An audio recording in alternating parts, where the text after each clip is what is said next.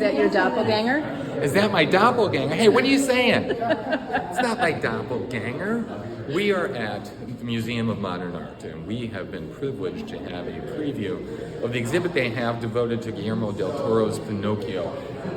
I can't even have the words, don't have the words to describe how incredible this is, but this is the whale from this version of Pinocchio. And if you don't know, this is all done with a stop motion animation. So there's how he looks in the movie, but if you take all the outside away, that's how it looks inside. And you'll notice how all these bends and the spine is there so that they can have the movement that they need with this huge sea creature.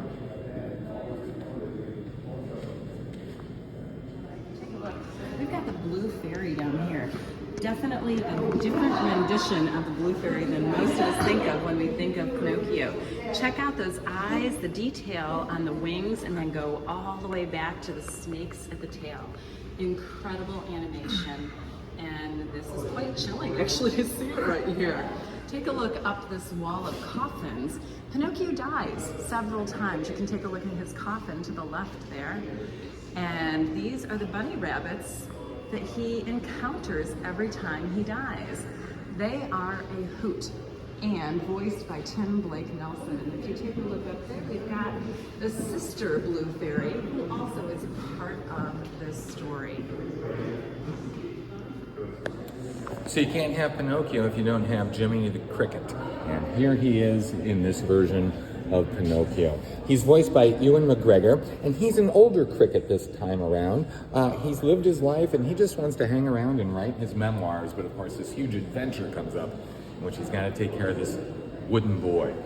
Over here you see many of the grotesque figures that populate this film. I love this guy, the strong man from the carnival where Pinocchio ends up. And this exhibit does a great job of really breaking down how this whole process works. You can see here from this video the meticulous and time-consuming way in which this was done, with just only one part of the puppet and then other things added in later.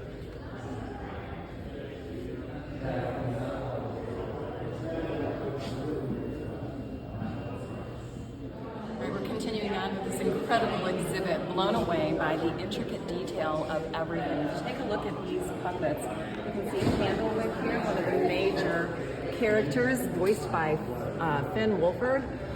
Take a look up and you can see all the different ancillary characters within this story that we weren't really privy to in any of the other renditions or iterations of Pinocchio. Let's take a look over here because we are entering into World War I and World War II. And we've got Mussolini down here and Podesta, who is voiced by Ron Perlman. Difficult character, abusive father to Candlewick. Again, just a very different rendition of Pinocchio, bringing out all the darker sides and bringing in some political aspects of this era between World War I and beginnings of World War II. We've been talking about the puppets that are in this film, but also you have to take a moment and appreciate all the sets. Look at the set here. This is the town square in which some of the action takes place within the film. And again, I know that I'm beating a dead horse here, but the attention to detail, the little bitty things that they didn't have to put in, but that they do. Notice the lines in the blocks, how everything is uneven. Notice the clothes and the signs, the way that the mortar is chipped off there. The time and meticulous nature of all this really adds a sense of realism to this whole thing. Take a look. This is the morning after in Geppetto's cottage, where we see him with a bottle of wine. Again, this is not the kid's rendition of Pinocchio. He is passed out on the stairs on the bottom. Little does he know that we have a little puppet over there on the workbench. Check out that workbench and all the little pieces of wood and the broken glass. And there's Pinocchio, ready to come to life. One of the key elements in this version of Pinocchio is how it looks at the notion of Christianity.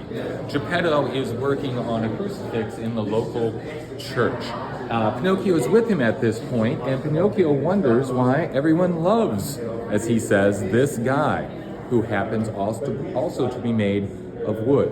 and why no one loves him. The film really does a great job of questioning Christianity, questioning people's beliefs, and also looking at how we treat outsiders. Following up with the entire idea of Christianity, take a look at this. And who do we have? We've got Pinocchio on the cross being tortured by this man here, voiced by Christoph Waltz.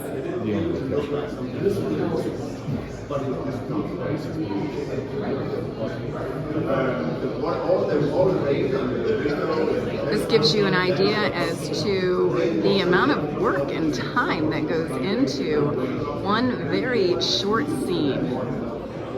This is one of the most intricate and complex sequences in the film. Pinocchio and other boys his age are being trained to be soldiers, and they are involved in a war game. As you can see, even with things standing still, there's a lot of motion at play here. Notice the crane type things that these puppets are attached to, and you'll notice that the areas right next to them are in green. So like a green screen technique, those things can be erased and we do not see them when the film is completed. So here we go, Pinocchio. He is the star. Of course, he is seduced into being in this play, and of course it all goes to his little wooden head. His ego ends up running rampant. Again, I know, I keep saying this, but check out the detail.